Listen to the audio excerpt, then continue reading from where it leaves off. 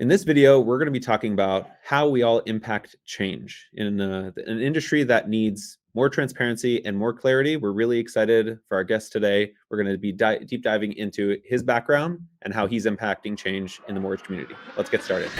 Perfect doesn't exist. The pursuit of better is how we should live. We want to thank you all for joining us on our very first podcast. And our first guest is none other than Dave Savage. Dave, welcome to our show. Appreciate you being here. It's good to be here, and I'm honored to be your first guest. That's pretty cool. So, as Tom said, we are really looking to figure out ways, even if it's some of the little ways that we can all impact change, right? For the positive.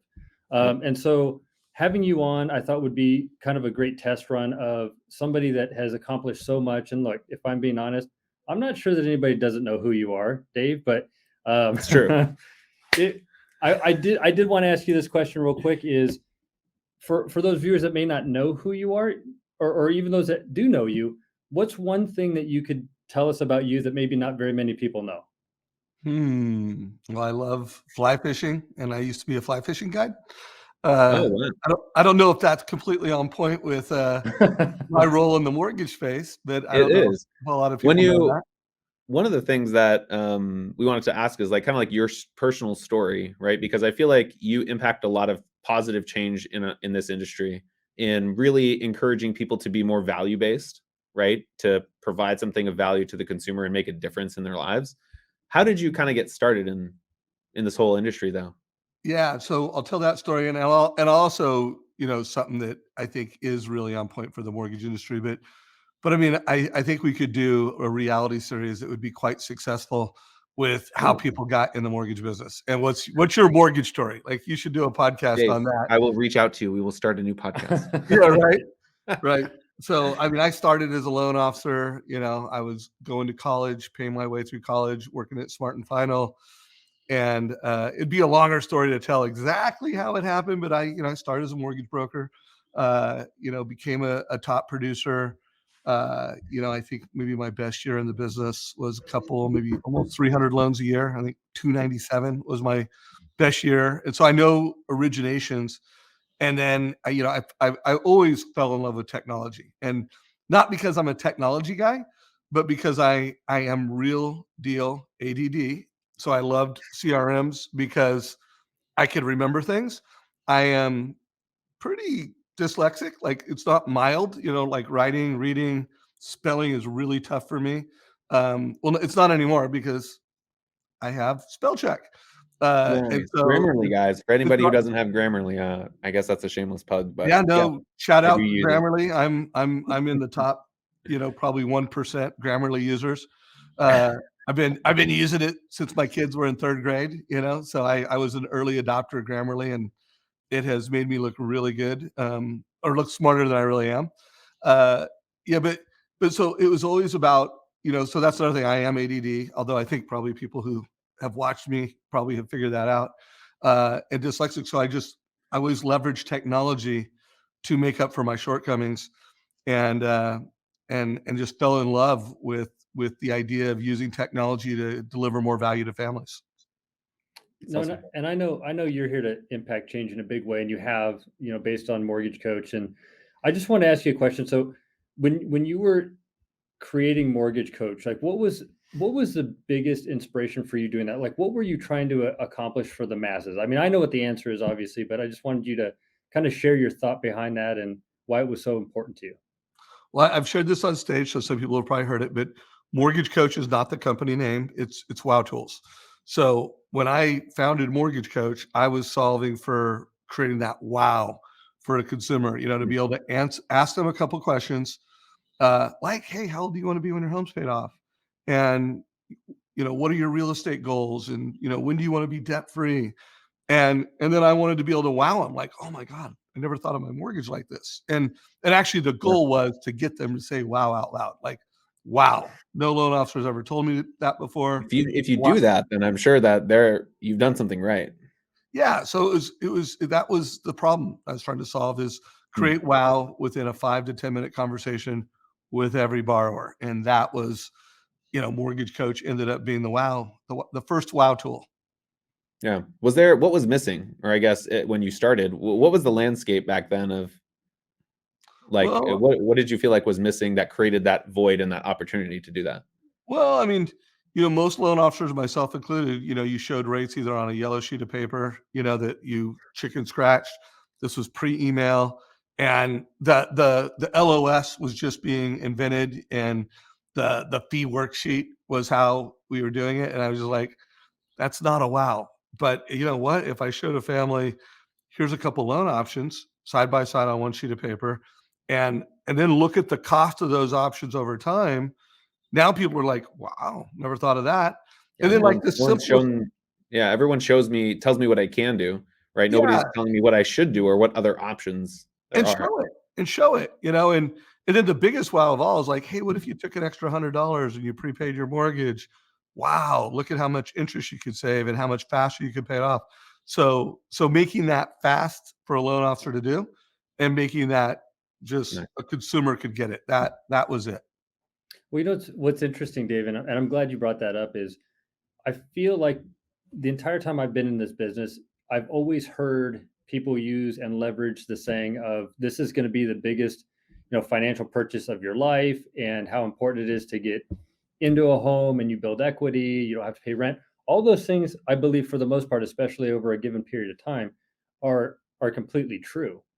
But what they don't tell you is, well, how do you then leverage that asset? Because what's going to happen is the only way to do it is to either sell it when there's equity, or you have to pay an absorbent amount of money to be able to pull some of that equity out, right? And so what I like about where you've taken this is in a direction of, let me understand what this can look like short and long term, and let me make the decision on what's best for me. And it seems to be happening less and less in our business, to where it seems to be shifting to these advisors who are advising you on this biggest purchase are essentially saying, well, what are you looking for? And then I'm just going to give it to you. Yeah, I can There's give you no your. advisory. Would you like a 50-year, 50, Yeah. 500,000 30-year fixed with cheese? Right. Right. Yeah, no doubt. I mean, at the end of the day, it was wow with transparency and financial ahas. And that, most families don't understand how money works and how mortgages work. And even the most sophisticated CPAs, financial planners, don't really, they've never looked at two loans over time, compared strategies. Like, that is just something that, you know, no one knows unless they're a mortgage coach or unless they've been educated by a mortgage coach. Mhm. And I've been in this, around 20 years in this business. You're old. I know I'm old. I've been I've been in this business about as long as Tom's been alive. But the point That's so being true. is the impact that it made for me, just seeing something, what people who are desensitized to this business because they've been in it so long, just these side by side comparisons is, I mean, I can just see the impact that it creates for your just everyday person that is involved in loans every day. And I think you guys did an amazing job putting that together. Well, thank you. We have a great team, and from our training team to our dev team, just everybody at Mortgage Coach is working hard and working smart. I want to ask you real quick, Dave, because in the brief time that I've been able to get to know you, right, through Ryan Grant, through Amplify, and just being exposed to, I've only been in the mortgage side 2 years. Previously, I was entitled for 8, right? And then when I got into mortgage, I was like, okay, there's a whole new world of things to learn. I feel like you really do. You've created an amazing community, right, within the mortgage industry, and it's beautiful to watch, right? Like, even your weekly videos, the people that are attracted to that, kind of like I mentioned earlier, being value based. Um, did you? I mean, I don't think that most people start out kind of thinking the potential of that, what that could really have. But what is that like, and what's your experience been with the different people and the stories behind people who've come on your show, like that community? What kind of impact has that made for those people as well? Oh, well, I mean, the mortgage coach community is so much of part of the change. I mean, let's face it, technology is great, but if people don't use the technology, it's worthless. And so, uh, Yeah. I've always been a passionate learner. I mean, maybe not in high school, like when my, English teacher in high school is like, Let's be what? honest. Who actually pays attention in high school? I I'm sure know, but like, some people will be offended by that. Probably my wife, yeah, because she left high school.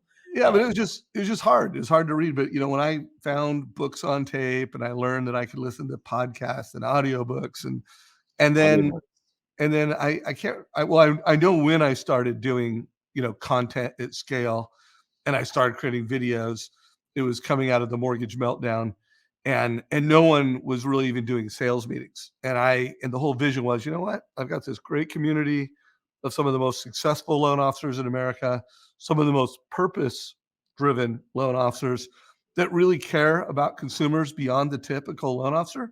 What if I put on the best sales meeting every Tuesday at 9 o'clock? And That's what it was called? well, it was called the Mortgage Coach Tuesday interview. You But should have just called it the best sales meeting. I should have, but that was the vision behind it. No, And that's I've awesome. said that. I mean, for years when I would start it, I like, hey, welcome to the Tuesday interview. This is the best sales meeting in the mortgage industry today. And so I don't say that anymore, but that was the vision, was just bringing leadership where there wasn't and using our community to put on the best sales meeting in the mortgage industry. And then here we are 100%. 13 years later and we're still rocking it out. Yeah, I think that, and what's one of the other things I've seen even just watching your show, right, is I think the transparency, right, like promoted within that community, people sharing, right, like you can tell when people, the mortgage industry is headed one of two ways, right? You're either going to be the cheapest, right, or you need to be more valuable, right? And a lot of people feel like, that they need to hoard their secrets because it's their secret sauce, right? And such scarcity mindset that unfortunately I continue to feel like is prevalent in the industry. Well, I would say there's a third bucket now coming out. Oh, So, there's the low price leaders that win on price. There is, who wants to be valuable, and then who wants to be valuable in the most efficient, scalable way possible. And that means they're using tech, they're using Mortgage Coach, they're using CRM, they're using video. And my message to, like, let's just say valuable loan officers that deliver a good old-fashioned experience that aren't using tech, like, you're still going to do pretty good against the self-serve low cost leaders, but you know what? The local referral based originators that are being efficient, they're using teams, they're using technology, they're going to take your market. And so I just think there's that third, there's two buckets within hey, I'm local, I'm an educator, those who use tech and media and those who don't. And those who don't, just going to lose market share. Well, that's funny. That was actually going to be my last question to you was, hey, kind of going forward, knowing that these are the two areas where people are playing, and like, what do you think is going to be so valuable going forward? And I mean, tech. you just said it's technology. I mean, I think we all knew it, but I mean, we're actually seeing that vision that we've had for years on how big of a role that's going to play. Well, and it's not just technology. I mean, I guess if you say media and technology are the same, I actually interviewed Renee Rodriguez yesterday on the Mortgage Coach Tuesday interview, and the topic and the theme was going from personal brand to leadership brand. And so I guess, and so there's even this hybrid where you have people that are creating, leadership driven content where they're teaching people things, they're inspiring people things, and they're using tech and media. And I just think that's the best way to gain market share and differentiate, other than being, hey, a low cost leader or an online self-serve lender. Yeah, if you want to attract like-minded people, right, then you have to give, right? And you have to give freely, right? Not expect anything in return. And to your point, if you want to impact bigger change, right? Like let's say that you are a phenomenal loan officer and, you can't speak for other people who work in your market, but people who work with you, right? That they're better off.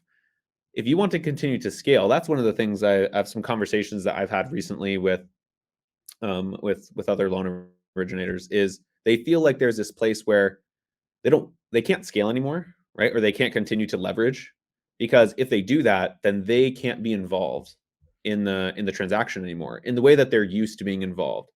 And I guess the question you have to ask yourself is, what is the change that you're trying to impact, right? Do you, like, if you can create scale, right? And you can have better systems, more efficiencies within your business, then you can actually help more people create more positive change. And is that the goal, or what exactly is the goal? I think people, Eric, I've heard you talk about, is it the line in the sand? Yep. It's like, how much is it about you and how much is it about them, right? And how, like, if you're really honest with yourself, like, do you want to explain that, Eric? Yeah, I'll try and make it quick because I know that we're running out of time here. But I truly feel there's this line on when things are about the individual versus when they're about you, right? And I try and explain that as, I think most people go in with a positive intent of, hey, how can I help you? How can I make you better? Whatever that's going to be. But at a certain point, it becomes about you. And I've always struggled with that a little bit because sometimes I believe people will sell themselves on it still being about that other person, but it's not. Anyway, that's it's a great point. A quick 2-second. Yeah, Dave, want to wrap this up with a quick question. 2 questions. Two questions. I wasn't going to tell. The other one was supposed to be a surprise. First question. Growing up, like, who was one of your role models in your life? Like, somebody that you really idolized, somebody that kind of helped shape your upbringing. Who was somebody that you looked up to growing up? Well, I think, growing up, it was just always, people that were the best at different things, so I won't call out any one person, but, whether it was in high school, it was whoever was the, best one on the football team or the wrestling team was who I looked up to. I think from when I really became a purpose-driven entrepreneur and started really doing special things with Mortgage Coach, it was definitely Simon Sinek and that TED Talk. I can't remember if it was 2009 or 2010, but that spoke to my heart. And I think that was one of the most important pieces of content I ever consumed. And one of the most important people that he gave me a whole new message of what's your why? And then to get a why beyond just adding more members of Mortgage Coach, to create this why to change how people get into debt. Yeah, impact positive change. Who's somebody that inspires you right now? Today. Not this guy. Today. It's easy. That's Jack Savage. My 19-year-old son. He is just such a amazing character. He's just the habits he's created that have really put him in a good place early in his life. But he really does inspire me. I learn from him, so much, and to just see how he's like just installing new habits that are great because he's young and he's creating these habits. So he's definitely my biggest inspiration today. That's awesome. Hey, and Dave, I just wanted to tell you real quick, and not that I'm trying to kiss up at all, but I just want to let you know how much you inspire me. And a lot of it has to do with the fact that you've always been so giving of your time. Over the years, as I brought ideas to you on things I was just kind of thinking about, even if it was just conceptually, and you were just always so giving of your time and input. And I really appreciate it over the years and just wanted to thank you for it. Well, thank you. I mean, I'm grateful to be your first guest. You guys are doing a great job in the mortgage space and helping, create that purpose-driven professional that's advice over price. So appreciate you, Eric, and Thomas. Always enjoy conversations with you. Yeah, of course. With that, perfect ending. Thank you, everybody, for watching this video. If you have any suggestions for future videos or topics that you're interested in, please go ahead and leave a comment, like if you got something from this, and we're excited to see you in the next video. Thanks again, Dave. Thanks, everybody. Take care, everybody.